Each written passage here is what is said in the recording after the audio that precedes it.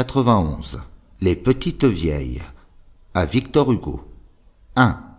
Dans les plis sinueux des vieilles capitales où tout, même l'horreur, tourne aux enchantements, je guette, obéissant à mes humeurs fatales, des êtres singuliers, décrépits et charmants. Ces monstres disloqués furent jadis des femmes, éponymes ou laïs, monstres brisés, bossus ou tordus et monlés, ce sont encore des âmes, sous des jupons troués, sous de froids tissus ils rampent, flagellés par les bises iniques, frémissant au fracas roulant des omnibus, et serrant sur leurs flancs, ainsi que des reliques, un petit sac brodé de fleurs ou de rébus. Ils trottent, tout pareils à des marionnettes, se traînent comme font les animaux blessés, ou dansent sans vouloir danser, pauvres sonnettes où se pend un démon sans pitié, tout cassés qu'ils sont, ils ont des yeux perçants comme une vrille, luisants comme ces trous où l'eau dort dans la nuit, ils ont les yeux divins de la petite fille qui s'étonne et qui rit à tout ce qui reluit.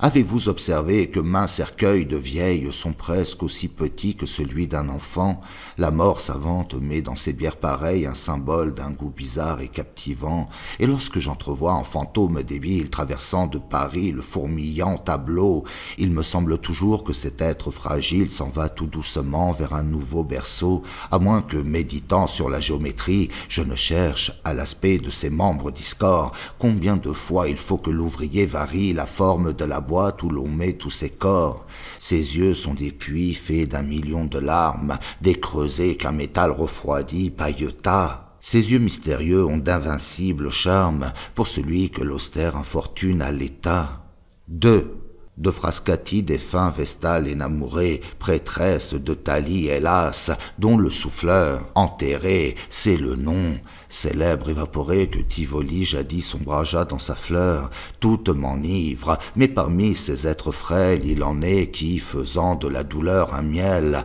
on dit au dévouement qui leur prêtait ses ailes, hippogriffe puissant, mène-moi jusqu'au ciel, l'une par sa patrie au malheur exercé, l'autre que son époux surchargea de douleur, l'autre par son enfant madone transpercée, tout aurait pu faire un fleuve avec leurs pleurs. 3. Ah, que j'en ai suivi de ces petites vieilles, une, entre autres, à l'heure où le soleil tombant ensanglante le ciel de blessures vermeilles, pensive, s'asseyait à l'écart sur un banc pour entendre un de ces concerts riches de cuivre dont les soldats parfois inondent nos jardins et qui, dans ces soirs d'or où l'on se sent revivre, verse quelque héroïsme au cœur des citadins. Celle-là, droite encore, fière et sentant la règle, humait avidement ce chant vif et guerrier, son œil parfois s'ouvrait comme l'œil d'un vieil aigle, son front de marbre avait l'air fait pour le laurier. 4.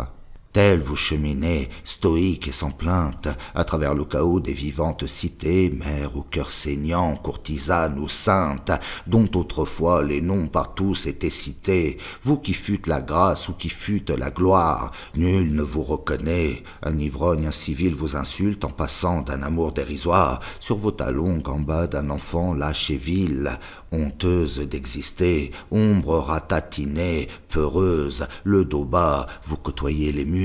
et nul ne vous salue, étrange destinée, débris d'humanité pour l'éternité mûre. Mais moi qui de loin tendrement vous surveille, l'œil inquiet, fixé sur vos pas incertains, tout comme si j'étais votre père, ô merveille, je goûte à votre insu des plaisirs clandestins, je vois s'épanouir vos passions novices, sombres ou lumineux, je vis vos jours perdus, mon cœur multiplié jouit de tous vos vices, mon âme resplendit de toutes vos vertus, ruine, ma famille, ô cerveau congénère, je vous fais chaque soir un solennel adieu, où serez-vous demain, Ève octogénaire, sur qui pèse la griffe effroyable de Dieu?